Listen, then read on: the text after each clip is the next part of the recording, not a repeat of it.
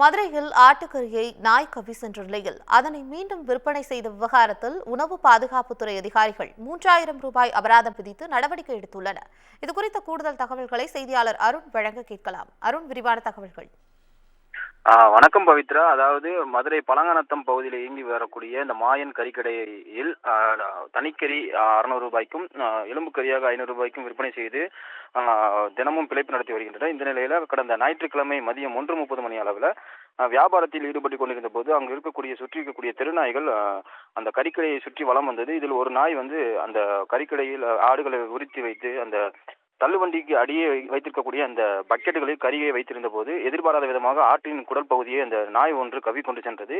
இதனை பார்த்து அந்த உரிமையாளர் அந்த நாயை விரட்டி நாய் கவ்விக்கொண்டு சென்ற அந்த கறியை மீண்டும் கடைக்கு கொண்டு வந்து பொதுமக்களின் பயன்பாட்டிற்காக வைத்து அந்த காட்சிகளானது சிசிடிவி காட்சி மூலம் வெளியாகி பரபரப்பை ஏற்படுத்தியது. இது குறித்து நமது குமுதம் செய்திகளில் நேற்று ஒளிபரப்பப்பட்டது. இந்த சம்பவம் குறித்து சம்பந்தப்பட்ட உணவு பாதுகாப்புத்துறை அதிகாரிகளுக்கும் இந்த செய்தி குறித்தும் சம்பந்தப்பட்ட காட்சிகள் குறித்தும் புகார் அளிக்கப்பட்டது. இதனைத் தொடர்ந்து அந்த சம்பவ இடத்திற்கு விரைந்து சென்ற உணவு பாதுகாப்புத்துறை அதிகாரிகள் சம்பந்தப்பட்ட அந்த ஒரு கடை உரிமையாளரிடம் விசாரணை செய்த போது பொதுமக்களின் பயன்பாட்டிற்கு வைக்கவில்லை என்றும் கறியை அப்புறப்படுத்தியதாகவும் கூறியதாகவும் உணவு பாதுகாப்புத்துறை அதிகாரிகள் தெரிவித்தனர். இந்த நிலையில் தடை செய்யப்பட்ட பிளாஸ்டிக் பைகள் வைத்திருந்ததாக 2000 ரூபாய் அபராதமும், அதே போல அந்த கறியை தொங்க விடுவதற்காக இரும்பு பயன்படுத்தியதற்கும், மேலும் கறியை அந்த ஆட்டு கழிவுகளை முறையாக அப்புறப்படுத்தாத குற்றத்திற்காகவும் 3000 ரூபாய் அபராதம் விதித்ததாக மதுரை உணவு பாதுகாப்புத்துறை அதிகாரி ஜெயராம பாண்டியன் தெரிவித்திருக்கிறார்.